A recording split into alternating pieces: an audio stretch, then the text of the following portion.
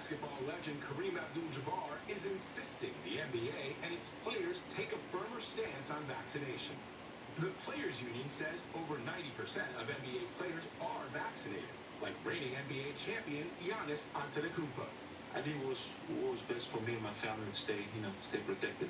And at least 7 of the league's 30 teams say their rosters are fully vaccinated, with several others not far behind.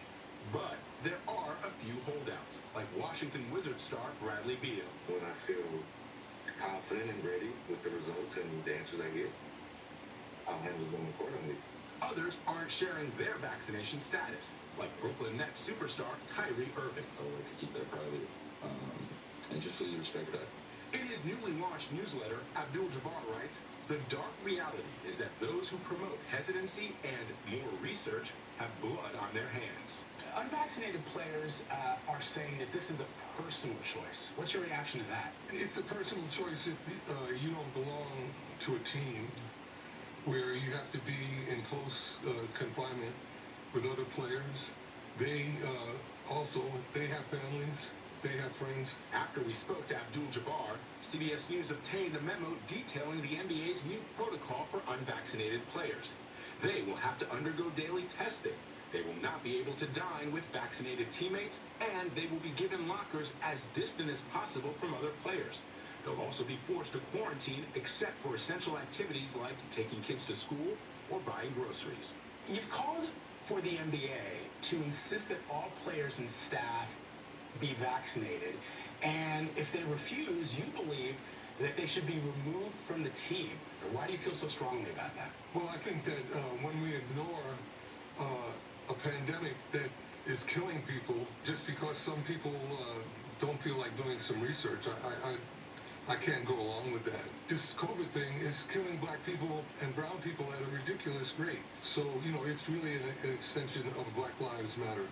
And we have to make this obvious and let people know how important it is. Some vaccinated superstars like LeBron James are staying out of the debate. So I don't feel like, for me personally, that I should get involved in what people should do for their bodies and their livelihoods.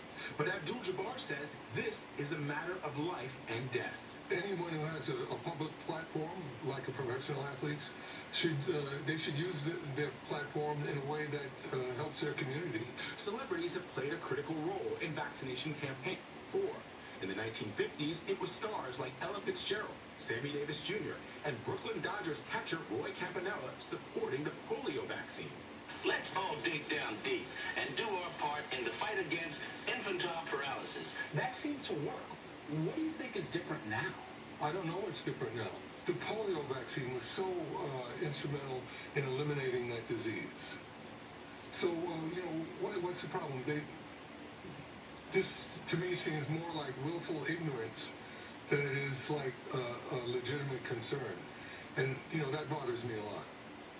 That's Vladimir Duthier with Kareem Abdul-Jabbar. There's a traffic jam in the ocean off Southern California. Dozens of cargo ships carrying 500,000 containers they can't unload. And that's hurting businesses big and small. Carter Evans has the story. When buyers with stimulus cash wiped out inventory at Tony Yabaka's bike shop last year, he immediately ordered 100 new bikes. Only a handful ever arrived. Where are all the bikes right now? Well, I imagine some of them are on the ships right out here in San Pedro. The ports of LA and Long Beach are less than 2 miles from his shop. It's frustrating because you can look down into the harbor and see all the containers that are stacked 5, 6 high. On average, they're sitting nearly 6 days at the port waiting for trucks, and nearly 11 and a half days waiting to get loaded on rail.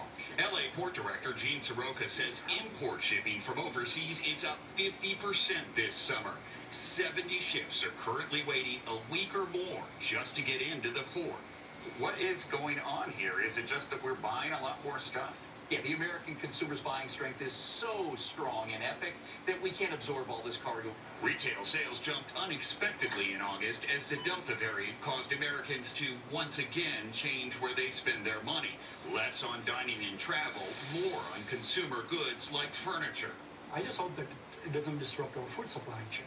Nick Vyas is a global supply chain expert. He anticipates more COVID-related holdups from manufacturers in countries with limited access to a vaccine.